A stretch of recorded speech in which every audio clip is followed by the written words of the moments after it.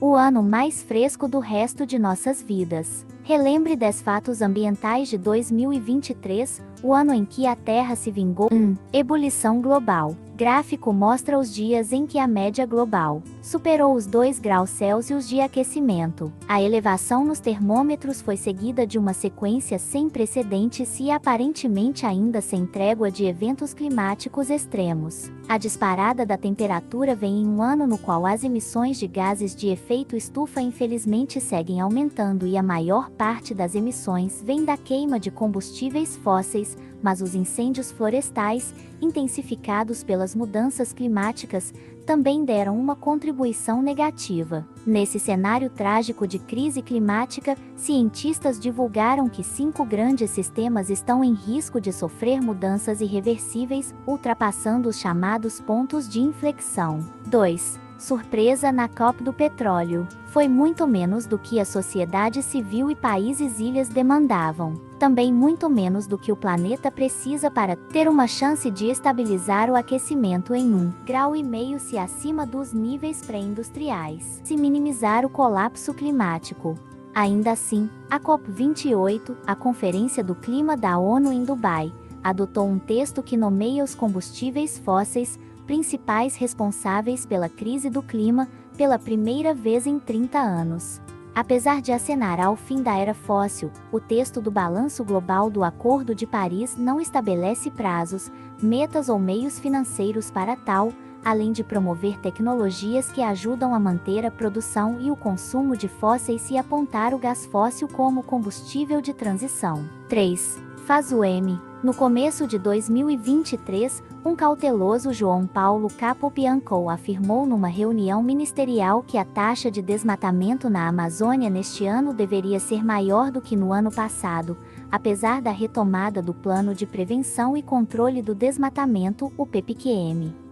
O cuidado do secretário executivo do Ministério do Meio Ambiente se justificava pela explosão dos alertas de desmate no segundo semestre de 2022, alta de 54%, diante da perspectiva do fim da mamata para os desmatadores, com a possibilidade de derrota de Jair Bolsonaro na eleição. 10 meses de Ibama trabalhando depois, o sistema PRODES, do INPE, mostrava uma queda de 22% na taxa. 4. Quando o Amazonas virou sertão. As imagens dos botos e milhares de peixes mortos no Lago Tefé do rio Amazonas transformado em estrada, sendo atravessado de motocicleta, de outubro deste ano, já são históricas. A maior bacia fluvial do planeta viu milhares de seus habitantes isolados e sem acesso à água, na terceira seca recorde enfrentada pela Amazônia desde 2005. Desta vez, a fatal combinação do El Niño com o aquecimento global fez o Rio Negro chegar ao menor nível desde o início dos registros. Em Rondônia, o rio Madeira baixou, que forçou a suspensão de operações na hidrelétrica de Santo Antônio. Uma das piores secas em 120 anos, vieram queimadas e incêndios florestais que deixaram Manaus, Santarém e centenas de cidades e comunidades encobertos por fumaça e populações inteiras sufocadas. 5. E o Rio Grande do Sul virou mar. Os estados da região sul têm enfrentado fortes chuvas desde maio, o que já causou ao menos 53 mortes só no Rio Grande do Sul. Em novembro, o último temporal tirou 28 mil gaúchos de casa. Apesar da influência do El Niño, que deixa o sul mais úmido, especialistas reforçam que as mudanças climáticas estão intensificando as chuvas. 6. Rio, 60 graus. O Instituto Nacional de Meteorologia mostra que as temperaturas ficaram acima da média no Brasil em quase todos os meses do ano. Os maiores desvios ocorreram em setembro e novembro, quando os valores ficaram 1,6 graus Celsius e 1,5 graus Celsius, respectivamente, mais altos. Também foi no mês de novembro que a sensação térmica atingiu 60 graus Celsius no estádio onde a cantora Taylor Swift fazia um show no Rio. A estudante Ana Clara Benevides teve uma parada cardiorrespiratória no local e morreu. 7. Genocídio interrompido. O ano estava apenas começando e o país se refazia da tentativa de golpe de Estado de 8 de janeiro, quando o país foi chacoalhado pelas fotos chocantes, publicadas pelo portal Sumaúma, de indígenas Yanomami esqueléticos, morrendo de desnutrição.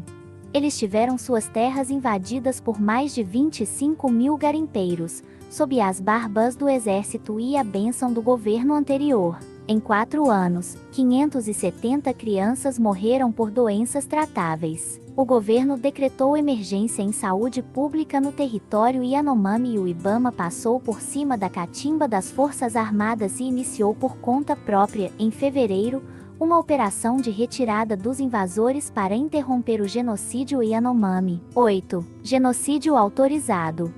A alegria durou pouco. Apenas uma semana depois de o STF, em votação histórica, decretar inconstitucional a chamada Tese do Marco Temporal segundo a qual povos indígenas só teriam direito às terras que ocupassem permanentemente desde outubro de 1988. Desafiando o STF e a Constituição, Suas Excelências derrubaram parte dos vetos e mantiveram na lei o marco temporal. O Congresso rejeitou ainda outros vetos de Lula.